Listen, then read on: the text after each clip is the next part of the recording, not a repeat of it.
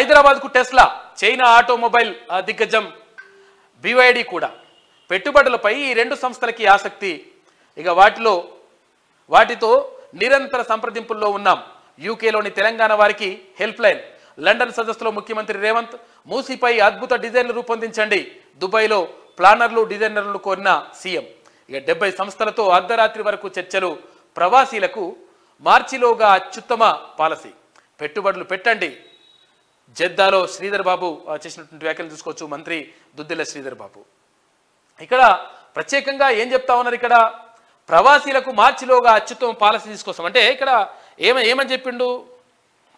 Foreign policy తీసుకొస్తాం, తర్వాత అట్లా అద్భుతంగా చేస్తాం, ప్రవాసీలకు మంచి చేస్తాం అంటే ఇక్కడ నుంచి వేరే దేశాలకు వెళ్ళిన వాళ్ళకు అన్ని కూడా ఏర్పాట్లు చేస్తామని చెప్పేసి గత ప్రభుత్వం చెప్పింది, కానీ చేయలే. కానీ ఇప్పుడు 100% మేము మంచి పాలసీ తీసుకొస్తామని చెప్పేసి ఇప్పుడు ఉన్నటువంటి ప్రభుత్వం చెప్తా ఉంది, ముఖ్యమంత్రి చెప్తున్నటువంటి పరిస్థితి కనిపిస్తూ ఉంది.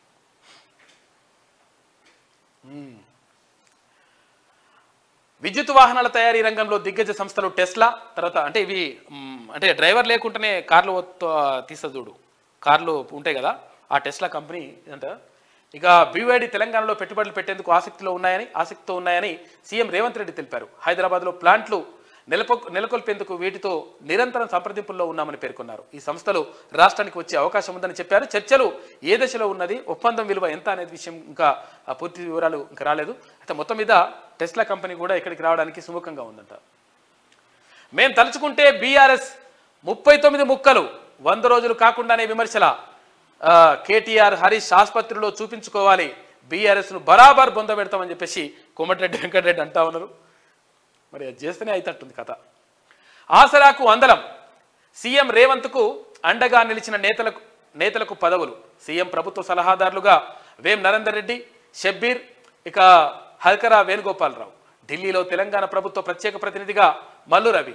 వేం నరేందర్ నియామకంపై ముందే చెప్పిన ఆంధ్రజ్యోతి అంటూ అంటే గతంలోనే ఒక కథనం వేసింది ఆంధ్రజ్యోతి. అంటే ముఖ్యమంత్రికి అతి సన్నిహితుడు కాబట్టి ఆయనకు ఇట్లా ప్రధాన సలహాదారుగా ఇచ్చేటువంటి అవకాశం ఉంది అని చెప్పి చెప్పింది. అట్లనే జరిగిందని చెప్పేసి ఒక కథనం వేసింది ఆంధ్రజ్యోతి దినపత్రిక.